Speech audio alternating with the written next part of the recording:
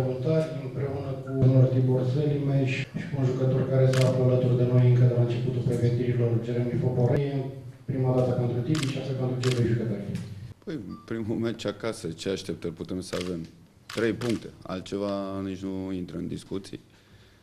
Eu zic că suntem echipa mai bună și trebuie să facem orice ca să câștigăm acest meci. Zic că a venit și Dacian Varga, mai liniștit ca antrenor acum?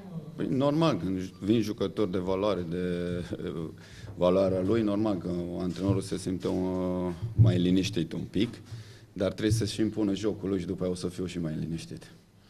Ca să fii foarte liniștit, cine ar mai trebui să mai vină? Hai să nu vorbim cine ar mai trebui să vină, să vorbim de acest meci, să câștigăm cu cei care suntem. Că asta e important, v-am zis, contează foarte mult și jucătorii normal, dar pentru mine contează echipa în primul rând.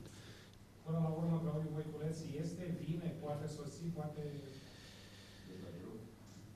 Eu cred că trebuie să vorbim de voluntari la ora actuală, nu de cei care vin. Deocamdată nu putem să vorbim de Voiculeț și nici n-aș vrea să vorbesc de el. Mă interesează jucătorii mei care sunt legitimați și cu care trebuie să câștigăm meciul de mâine. Dar e greu de adus? Nu știu cât de greu e. Nu este treaba mea, ți-am zis. Hai să ne concentrăm la ce avem de făcut cu cei care suntem. Mai aveți presiune la deficitul de minus 5, la adevăr? Păi presiune, normal că e o presiune, dar v-am zis și data trecută, presiunea nu-i pe noi, pentru că n-am venit noi cu minus 6, nu? Noi facem datoria noastră, noi trebuie să câștigăm meci de meci, să strângem puncte. Mai greu voluntar decât cu Steaua?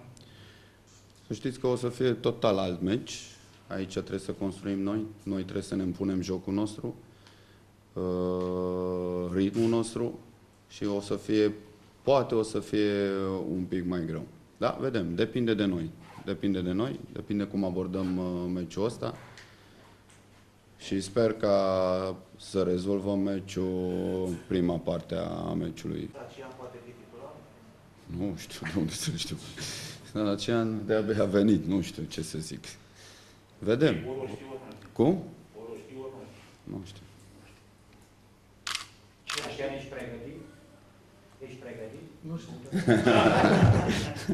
Păi, după Dan Petrescu nu ești pregătit? Normal că sunt pregătit, da, sunt pregătit. Cunoști pe cineva de la echipă, Dacian? Da. Cunosc pe Ropotan, pe antrenor și cred că e de ajuns, nu? Restul cunosc pe parcurs. Într-o săptămână promit că o să-i cunosc pe toți. Ai așa o afinitate față de Ropotan?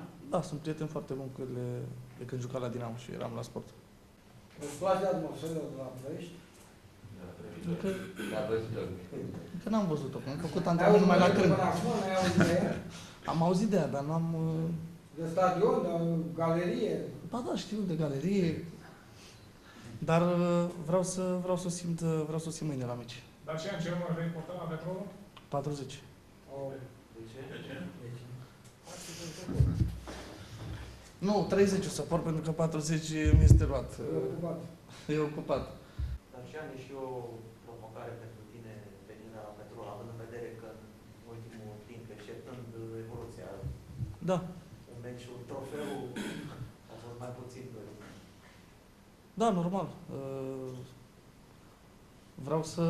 Vreau să demonstrez în primul rând multora care au spus că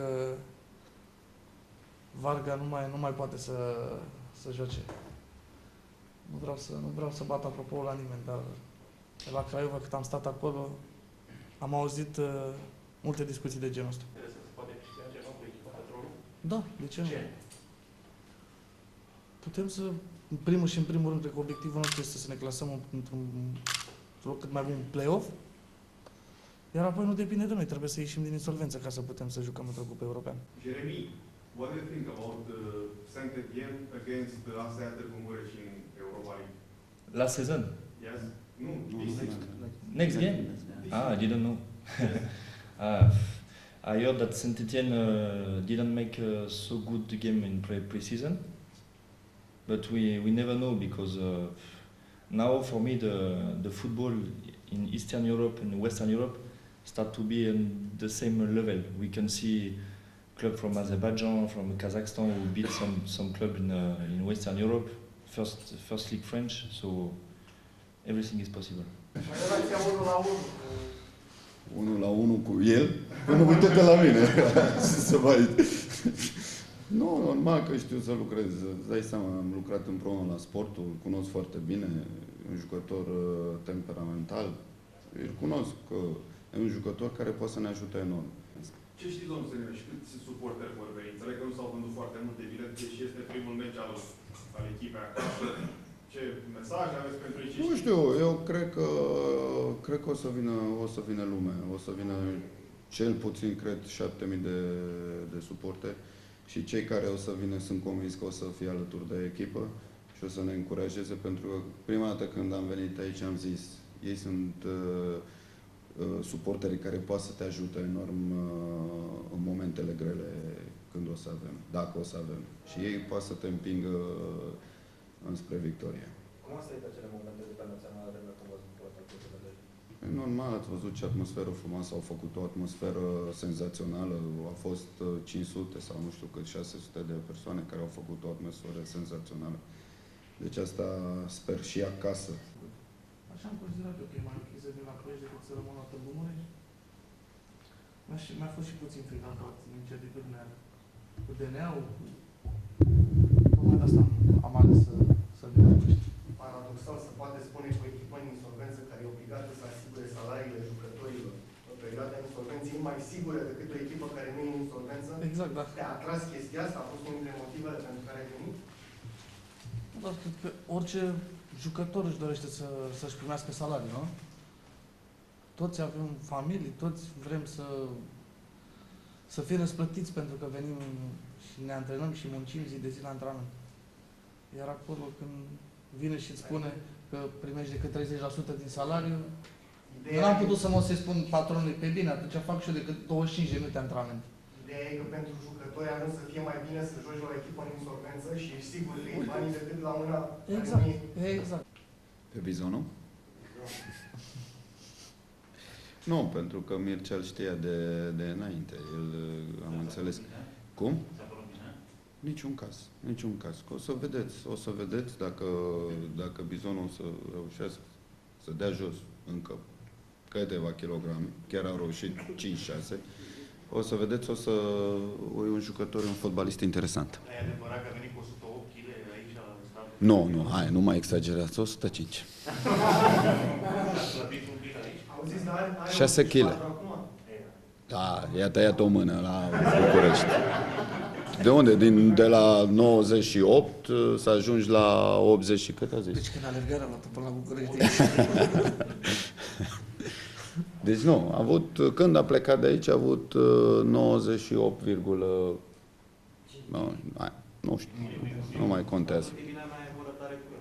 Cum? Deci n-a mai rămas. Zic, n-ai mai avut răbdare? A contat faptul că și Tamul a intrat în... Conta multe. Cum? De titulari sportivi? Da, Tamul se pregătește foarte bine, dorește să joace. Asta este un lucru important pentru noi. Și când va intra el? Când va intra? În curând. Probabil jucător pe când primul gol la Petrol. Cum? Lui Dacian? M-am speriat că mi-a pus mie întrebarea asta.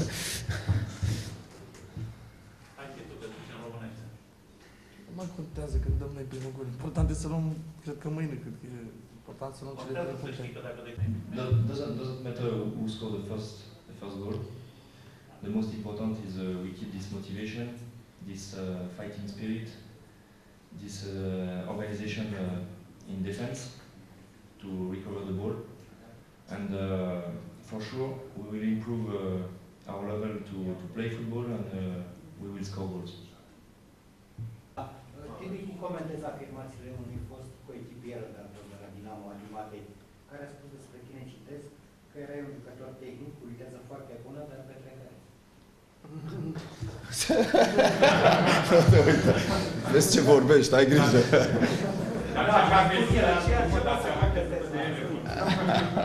Petrecăreț. Bine că m-am despărțit de prima nevastă. Cum Nu știu, eu n-am... Cum? Nu, eu chiar m-am mirat când am văzut că ziceți. Nu e adevărat. Bine, toți avem momente și momente în viață, nu poți să nu mai să muncești, asta e logic, dar... Da, ei cântau pe românește, eu pe ungurește, că nu știu. Dar nu. Fiecare avem momente și momente în viață, nu?